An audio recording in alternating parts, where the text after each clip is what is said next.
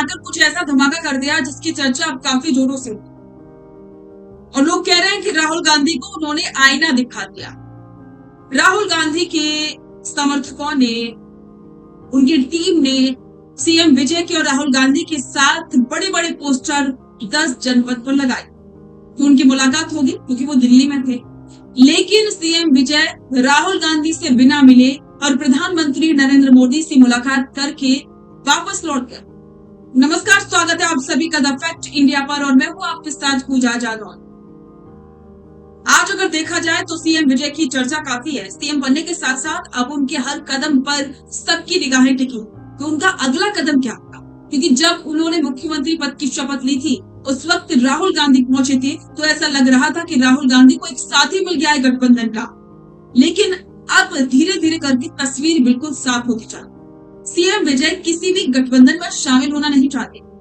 वो चाहते हैं कि वो एक स्वतंत्र रूप से पार्टी के रूप में रहे और अपने राज्य का विकास करें, और इसके लिए उन्हें केंद्र सरकार का समर्थन चाहिए और बिना केंद्र के समर्थन के वो अपने राज्य का विकास नहीं कर सकते, क्योंकि बजट तो वहीं से मिलेगा। तो बस इसी को ध्यान में रखते हुए सीएम विजय अब आगे बढ़ रहे हैं। एक एक कदम फूक कर उन्होंने दिल्ली पहुंचकर प्रधानमंत्री नरेंद्र मोदी से मुलाकात की और उसके बाद उन्होंने वित्त मंत्री निर्मला सीतारमण से भी मुलाकात। चर्चा थी कि वे राहुल गांधी, सोनिया गांधी से मिलेंगे, लेकिन वे बिना मिले ही वापस लौट गए। तो चलिए आपको बताते हैं इसके पीछे की रणनीति और क्या है उनका अगला। तमिलनाडु विधानसभा चुनाव की 234 सीटों में से 108 सीटों पर बम्पर जीत हासिल करने के बाद जोसेफ विजय ने पूरे देश की राजनीति का ध्यान अपनी तरफ खींचा। अब मुख्यमंत्री बनने के ठीक बाद उनका ये दिल्ली दौरा बेहद अहम माना गया।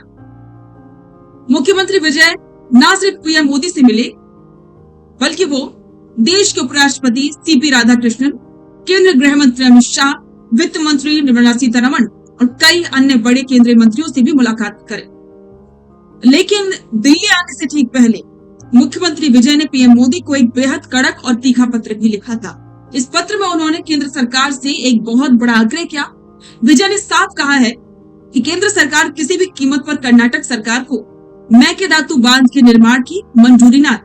विजय ने अपने पत्र में दलील दी कि कर्नाटक की तरफ से प्रस्तावित ये बांध परियोजना सीधे सुप्रीम कोर्ट के फैसलों का उल्लंघन है। और इतना ही नहीं, उन्होंने कर्नाटक के उप मुख्यमंत्री डीके शिव कुमार के बयानों पर भी गहरी चिंता जताई।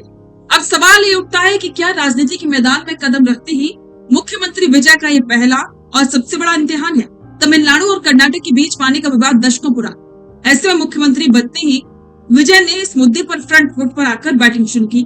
पीएम मोदी और अमित शाह से उनकी मुलाकात इस बात का संकेत है कि विजय केंद्र सरकार के साथ मिलकर चलना चाहते हैं, लेकिन तमिलनाडु में उनके हक के मुद्दों पर वो रत्ती भर भी समझौता करने की मूड में नहीं है। एक तरफ जहां जोसेफ विजय की पार्टी तमिलनाडु में अपनी जमीन मजबूत करने में जुटी है, तो वहीं दूसरी तरफ दिल्ली के गलियारों में उनकी इस एंट्री से दक्षिण की राजनीति में एक नया समीकरण बनता दे।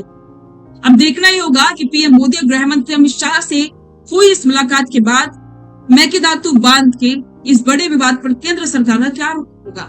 तो इससे आप एक बात तो समझ चुके होंगे कि कांग्रेस से दूरी की वजह क्या है और साथ ही बीजेपी से उनके करीब जाने की वजह क्या।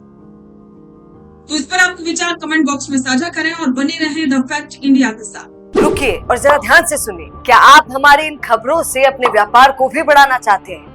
तो आप भी खबरों के दौरान इस तरह के एलिमेंट्स पर अपना विज्ञापन दे सकते हैं, या फिर ऐसे खबर के 1 मिनट बाद अपना पूरा विज्ञापन डलवाएं, जो कि 8 लाख से ज्यादा सब्सक्राइबर्स और फॉलोअर्स वाले द फैक्ट इंडिया चैनल्स और पेजेस से राजस्थान के कोने कोने में पहुंचेगा और इससे आपका व्यापार, ब्रांड सब कुछ बढ़ेगा।